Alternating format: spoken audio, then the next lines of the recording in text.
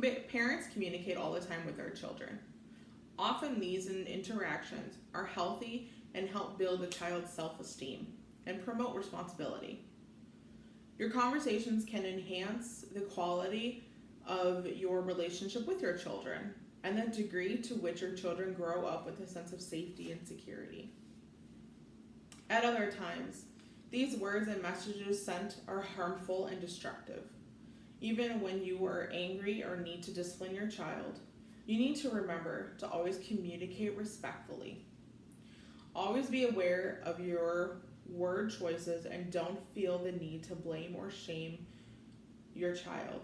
You can always help your children see themselves as members of the family and not just another body. The importance of communication. Our languages has shaped our attitudes. Not only is a language one of the primary ways that we communicate, but it can also shape how our parents think and view their children.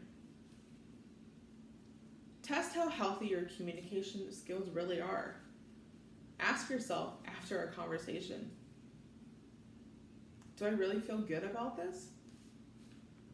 Be aware of what you are doing and saying. Parents are teachers, mentors, role models for a lot of children in the world.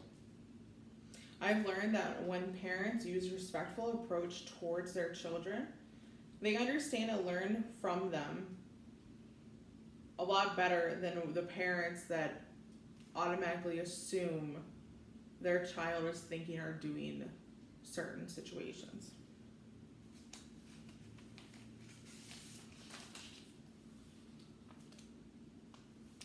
Dealing with some of the struggles that you have with your children, or some of this could definitely be a struggle for most parents. Strengthen the relationship that you have with your child. Don't be afraid to let your children know, I'm not sure what you're talking about. Can you please help me understand? Help your children feel that they can contribute to the solution to problems rather than seeing themselves and being the problem. When it comes to communicating with your children, create talking rituals. Key to openness is to not change the unchangeable, but instead to respect natural times and ways of talking. Observe your child's conversation style. They may not communicate the way that you communicate, but be open to how they want to communicate with you as a parent. Be a person. Respond to your child's real emotions. Don't just sweep them under the rug. Your child may think something is your child may have a little more emotion towards a certain subject that you just may not understand. Don't go over the top with your reactions.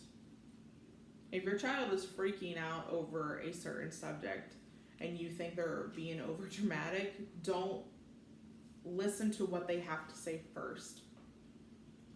Pay attention to the superficial. Kids respond more to parents that know what their children are talking about. Give advice. Don't be afraid to give your advice to your child, even if they may or may not want to hear it. I know I never wanted to hear advice from my parents when I was young, but now I take all the advice I can get. Ask your kids for ideas. Don't be afraid to give yours. Try not to lecture, but pay attention to these subtle signals. It'll help in the long run. Powerful advice means recognizing your own limits to help kids make decisions without you. Avoiding negative communication is huge. What we need to remember to do is to make and maintain eye contact. Eliminate distractions. Turn off that TV. Turn off the phones. Put them on vibrate. And go in a quiet room to where you're actually able to have a very good civil conversation with your children. And always listen with a closed mouth. Listen to what your children have to say first before you would open and interrupt them. What not to do, interrupting your child. Putting children down is huge, and you never want them to feel insecure about anything. And never deny your children's feelings.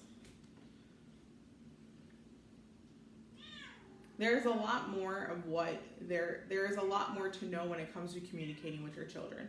Sometimes I don't realize how to communicate with my child until she is older.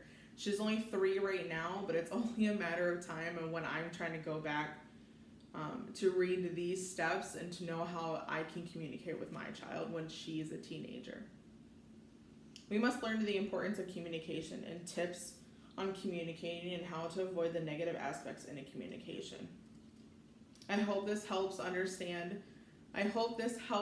get parents understand how to communicate with their children, even if it's just a little bit, because a little can go a long way.